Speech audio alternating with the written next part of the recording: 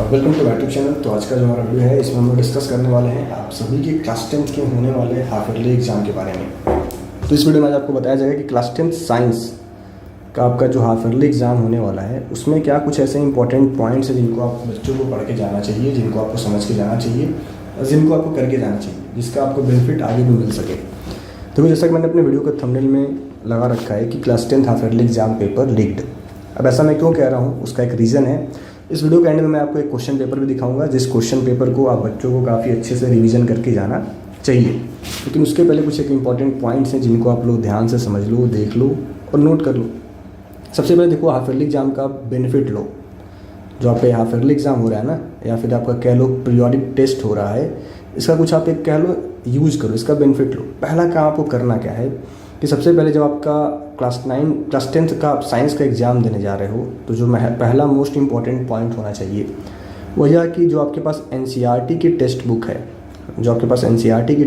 है, इस बुक के सभी क्वेश्चंस का आंसर आप बच्चों को पता होना चाहिए। इसके जो भी क्वेश्चंस दिए गए हैं, जो आपके एक्सरसाइज वाले क्वेश्चंस गिवन हैं, उन सबको आप अच्छे से पहले प्रिपेयर करो। पहला काम आपका ये होना चाहिए, ठीक है। जो लोग भी कह रहे हो ना कि पेपर लीक हो गया, कुछ भी हो गया, पहले आप फोकस इन पे करो कि आप एनसीईआरटी के जो एक्सरसाइज वाले क्वेश्चंस हैं उनको प्रिपेयर करो। जो बुक के अंदर एक्सरसाइज दी गई होती हैं, जो बुक के अंदर एक्सरसाइज दिया गया होता है ना, उनको भी आप सही से प्रिपेयर करो। मतलब जो भी आपके एनसीईआरटी बुक के हर एक चैप्टर के क्वेश्चन है, जो भी चैप्टर आपके हाफ ईयरली एग्जाम्स में आ रहे हैं, उनको आप पहले अच्छे से प्रिपेयर करके जाओ। इसका बेनिफिट क्या होने वाला है कि जब आपका बोर्ड एग्जाम या फिर कह लो प्री बोर्ड एग्जाम आएगा, उस समय आप एनसीईआरटी आपका ख़त्म हो चुका होगा क्योंकि आपने पहले से हाफ ईयरली में अच्छे से पढ़ रखा है। तो पहला फोकस आप यहाँ पर रखो।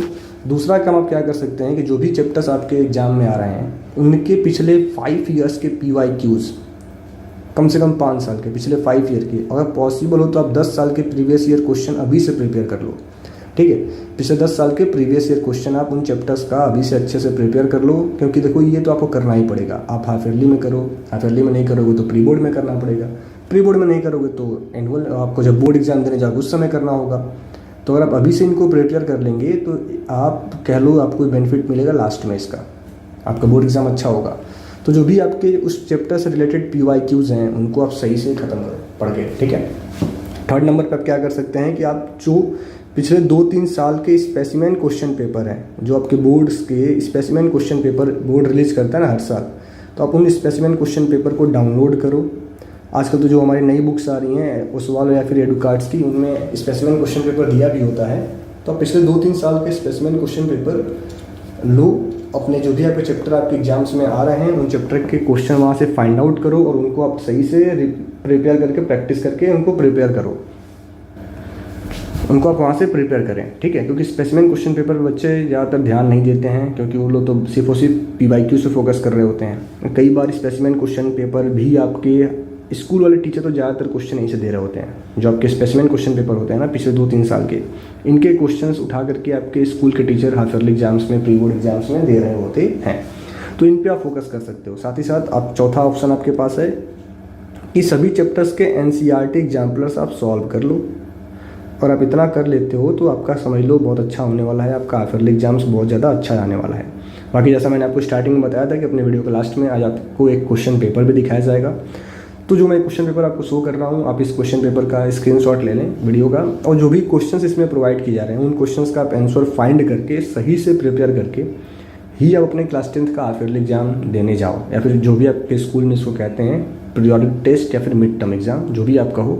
इस पेपर को आप सही से सॉल्व करें, इसको सही से समझें और डिस्कस करके ही आप अपने इस पेपर को देने जाएँ, क्योंकि जो भी यहाँ पे क्वेश्चंस ये आपको प्रोवाइड किए जाएंगे इस क्वेश्चन पेपर में, ये ऐसे क्वेश्चंस हैं जो आपके एग्जाम्स में कई बार पूछे गए हैं। आपके एग्जामिनेशन में कह लो हाफ ईयरली एग्जाम्स में पूछे गए हैं ऐसे क्वेश्चंस हैं।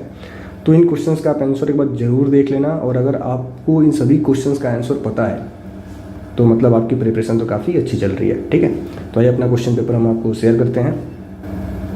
तो ये हमारा साइंस का क्वेश्चन पेपर है। पहला क्वेश्चन आपको जो दिया गया है कि spherical mirror and a thin spherical lens है, क्या दिया गया है कि thin spherical lens each have focal in this, the mirror and the lens are likely to be, ठीक है। दूसरा पूछा गया in which of the following is a mirror formula, a rear view mirror of a vehicle is of which type, तो ये सारे आपके देखो पहले 5 MCQ में दिए गए हैं जो फिजिक्स से हैं। फिर आपको शॉर्ट आंसर क्वेश्चंस दिए गए हैं 2-2 मार्क्स के, question number 6 and question number 7, ठीक है। देन आपको केस बेस्ड स्टडी क्वेश्चन में दिया गया है, तो आप ये देख सकते हैं, ठीक है। आप इनको सही से इनका स्क्रीनशॉट ले लो, इनको आप सही से प्रिपेयर करो, इनको रिवाइज करके ही आप अपना हाफ ईयरली एग्जाम्स दो, ठीक है।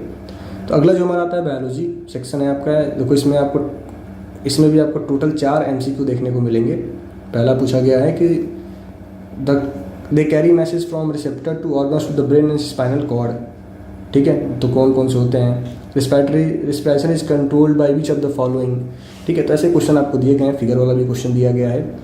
देन आपका आता है इसमें case based study question biology का, ठीक है। ये आपका क्वेश्चन 5 है।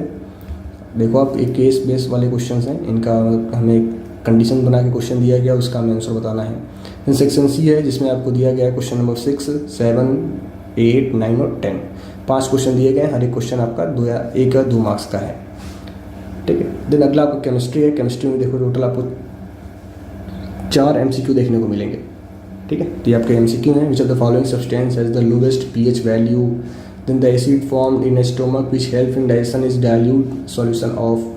तो इनको आप डाउनलोड करें, इनका स्क्रीनशॉट लें, इनको अच्छे से आप प्रिपेयर करें, ठीक। केस बेस्ड 2 है ये आपका। फिर ये केमिकल फार्मूला वाले क्वेश्चन आपके पास हैं कि बैलेंस द केमिकल रिएक्शन। तो इनको आप डाउनलोड करके सही से प्रिपेयर करके ही आप अपना हाफ ईयरली एग्जाम्स देने जाएँ। Thank you.